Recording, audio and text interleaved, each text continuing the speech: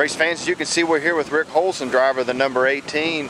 Rick, this is your first year running with the Bandits full-time. How much of an adjustment has it been for you and your race team? Yeah, it's been a little tough, just going different tracks, trying to, figure out what to do on tires and stuff like that. Like last night, we really had a bad night. But, I love doing it. It's a lot more fun. Traveling through, meeting different people. This has been pretty good on all of us. Been pretty happy family. Now, you mentioned there, your first comment was about tires. And I hear a lot of guys talk about that when you travel, you have to adjust to the tracks versus running at home. Has that been probably your biggest challenge from week to week with us? When you run, like, we run a lot of Hagerstown. Hagerstown tire rules were 1,400 or harder, so you only run like 1,400, 1,600. That's basically when you run all.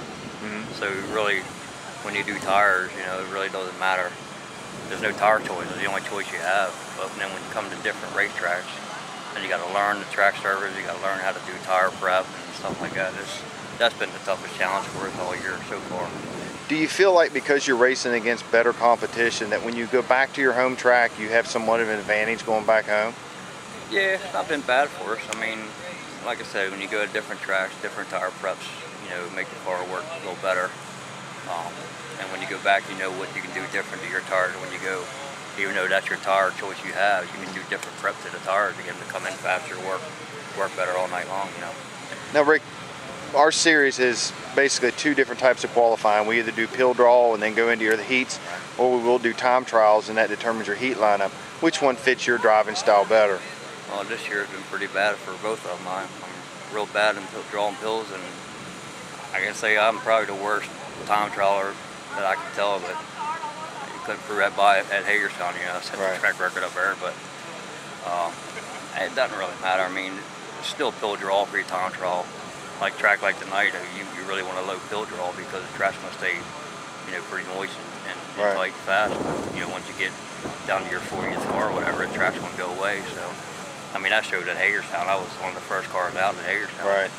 And I know Walker and Booper and them guys are, basically a lot faster than I am, and they go out and turn 3/10 of a second slower than what I turn there. So it's all, pill draw, the luck of the draw, I guess.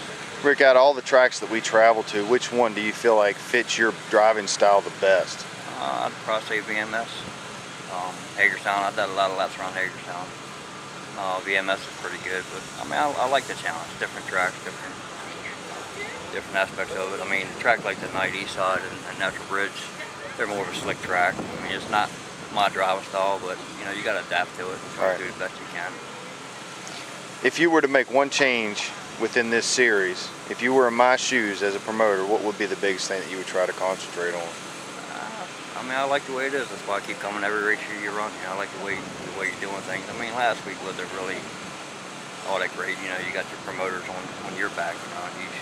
Like you said to meet, you really got to be on top of the promoters. Say we're going to run it this way.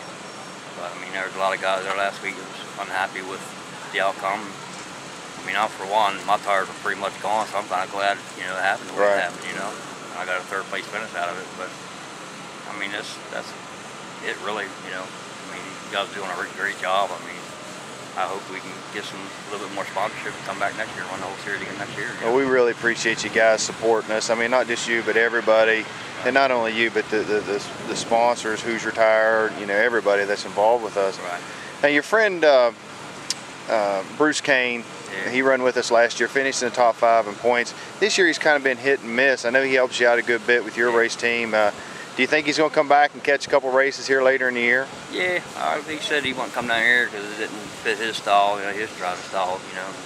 He's been having a lot of problems with motors and cars and stuff like that. So he told me he's going to go to Roaring Knob and Cumberland and stuff like that. I don't think he's going to go because he's so far back now in points. I think he has a really good shot to get up the top 10 now.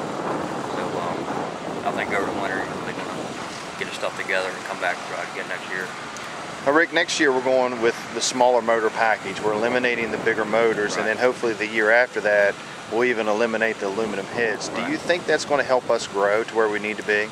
I think so, because I'm sure there's a lot of tracks up in the Pennsylvania area. They don't want guys coming in with 430 aluminum head motors coming up there.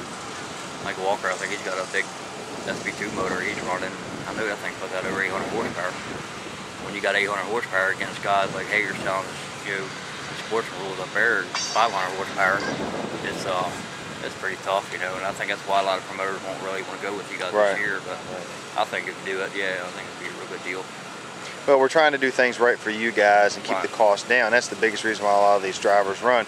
Do you think the 17, 18 race schedule is really appealing to drivers, or should we run maybe up to 22 or 23, or stay where we're at? I think the way you're doing it is fine because it gives everybody a break. Like you said, this whole series is built around the working man's, style here. And like come down here on Friday, I actually had to close my, trucking business down to come down. My main sponsor, he had to shut his shop down for 2 days, and it's a little tough when you do something like that. But if you make it a 20 or 25 race series, it's gonna be pretty tough on the guys that have their own business going, But I think it's nice because, like after tonight, we got 3 or 4 weeks off, so we can really, adapt and get everything back to normal again and race again. And we have 2 weeks off. I think it's a lot better for the working man sport, Well, Rick, tonight, Eastside Speedway, you can't pick yourself, but who's going to win tonight's race? I think if Booper comes back, I think Booper will be pretty tight. He's got that car figured out tonight, so I'm hoping he starts in front of me. Maybe I can follow him. Well, Rick, we appreciate you being a part of the Bandit Series and also Glory Days Grill Turn 5 turnaround. All right, bud. Thanks. Thank you.